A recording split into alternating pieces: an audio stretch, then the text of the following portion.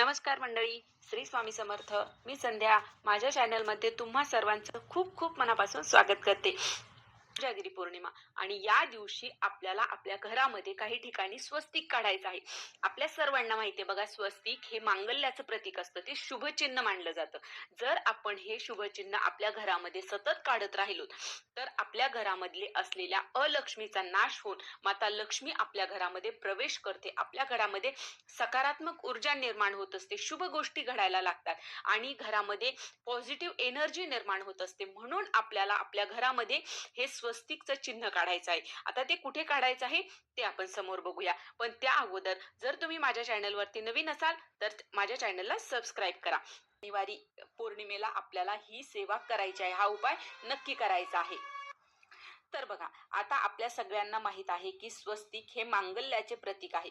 आपण कुठलंही जेव्हा शुभ काम करत असतो, शुभ कार्य करत असतो, तर त्यावेळेस सर्वात अगोदर आपण स्वस्तिक हे काढत असतो.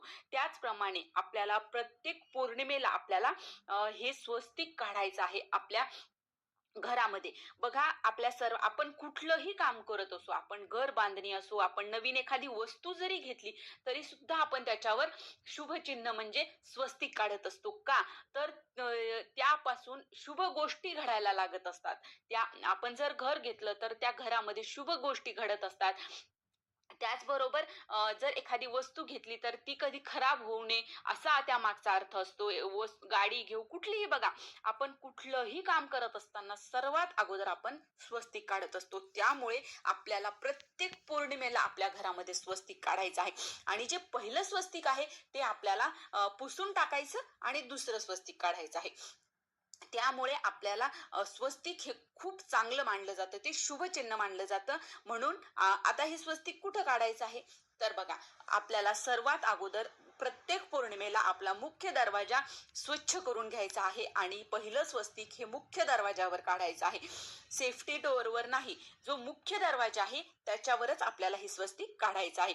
पण त्या अगोदर स्वच्छ दरवाजा दोन्ही बाजूने आपल्याला दरवाजा स्वच्छ पुसून घ्यायचा आहे आणि नंतर त्याच्यावर स्वस्तिक काढायचं आहे. बघा, आपल्या घरामध्ये अलक्ष्मी आणि लक्ष्मी दोन्हीही कोणीही आपल्या घरात मुख्य दरवाजातूनच प्रवेश करत असतं.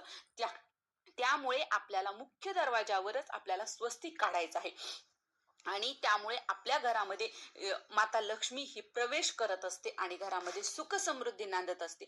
म्हणून सर्वात अगोदर आपल्याला मुख्य दरवाजावर स्वस्तिक काढायचं आहे. त्याच्यानंतर आता बघा, स्वस्तिक काढत असताना सुद्धा आपल्याला काही गोष्टी लक्षात ठेवायच्या आहेत. स्वस्तिक हे बरोबरच स्वस्तिक काढायचं आहे. बघा, बऱ्याच वेळेस काय होतं ना, घाईघाईमध्ये आपण उलट स्वस्तिक काढतो, तर हे अतिशय चुकीचं आहे. त्यामुळे स्वस्तिक काढत असताना स्वस्तिक हे बरोबरच काढायचं आहे आणि स्वस्तिक काढल्याच्या नंतर त्याच्यामध्ये 4 बिंदू सुद्धा म्हणजे 4 टिंब सुद्धा आपल्याला द्यायचे आहेत. हे दिल्याच्या नंतर त्याच्या स्वस्तिकच्या दोन्ही बाजूनी आपल्याला 2-2 रेषा ओढायच्या आहेत. या गोष्टी स्वस्तिक काढताना आपल्याला लक्षात ठेवायच्या आहेत आणि त्याच्यानंतरच ते स्वस्तिक पूर्ण होत असतं आणि तेव्हाच त्याचा आपल्याला शुभ लाभ होत असतो. आणि जर तुम्हाला शक्य झालं तर तुम्ही त्याच्यावर शुभ आणि लाभ सुद्धा त्याच्या खाली किंवा वरती कुठेही तुम्ही शुभ लाभ हे नाव सुद्धा लिहू शकता. पण जर तुम्हाला वेळ नसेल एवढा नाव लिहिण्या इतका तर फक्त स्वस्तिक तरी का होईना पण आपल्याला काढायचं आहे. तर आता सर्वात अगोदर मुख्य दरवाजावर पौर्णिमेला स्वस्तिक काढायचं. त्यानंतर आता स्वस्तिक काढताना सुद्धा हळद आणि कुंकू एकत्र करायचं, त्याच्यात थोडंसं गोमूत्र टाकायचं आणि थोडंसं पाणी टाकायचं, हे मिक्स करून आपल्याला ते स्वस्तिक काढायचं आहे. त्याच्यानंतर दुसरं स्वस्तिक हे आपल्याला आपल्या किचन ओट्यावर काढायचं आहे. आपला किचन ओटा आहे त्याच्यावर आपण गॅस ठेवतो, गॅसच्या जी समोरची भिंत आहे त्याच्यावर आपल्याला हे स्वस्तिक काढायचं आहे आणि इथे सुद्धा स्वस्तिक व्यवस्थितच ज्याप्रमाणे आपण समोर काढलं त्याचप्रमाणे आपल्याला इथे सुद्धा स्वस्तिक काढायचं आहे. त्याच्यानंतर तिसरी जागा येते, ती येते आपलं कपाट. बघा, ज्या ठिकाणी आपण आपले पैसे ठेवतो, आपले दागिने ठेवतो, आजकाल बघा व्यवहार हे सर्व ऑनलाईन झाले आहेत, कोणी घरात ठेवत नाही. पण आपण थोडं तरी आपण आपल्या घरामध्ये पैसे दागिने काहीतरी ठेवतच असतो. तर त्या तिजोरीमध्ये त्या जिथे ठेवतो तिथे आपल्याला स्वस्तिक काढायचं आहे. बघा, पूर्वी आपण पाहत आलो आहोत, पत्र्याचे कपाट असायचे, त्या पत्र्याच्या कपाटावर सुद्धा स्वस्तिक काढलेलं असायचं. म्हणजे आपल्या तिजोरीवर, आपल्या कपाटावर स्वस्तिक काढणं हे खूप शुभ मानलं जातं. हे पूर्वापार चालत आलेलं आहे. म्हणून आपल्याला हे आपलं जे कपाट आहे, त्या कपाटावर आपले जिथं पैसे ठेवतो त्या ठिकाणी आपल्याला स्वस्तिक काढायचं आहे. ते पण जसं आपण सांगितलं, मागं पाहिलं आहे, सेम त्याच प्रकारे आपल्याला इथेही स्वस्तिक काढायचं आहे. त्याच्यानंतर येतं आपल्या घराची सर्वात महत्वाची जागा, ती म्हणजे आपलं देवघर, जिथे आपले 33 कोटी देव राहतात.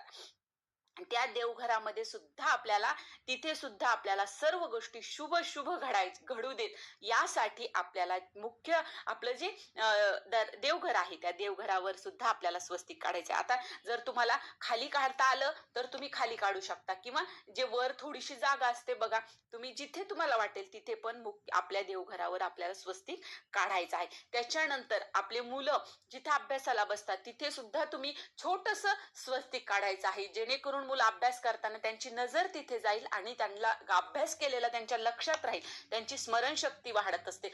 म्हणून आपल्याला आपले मुलं जिथे अभ्यास करतात तिथे सुद्धा तुम्ही स्वस्तिक काढायचं आहे.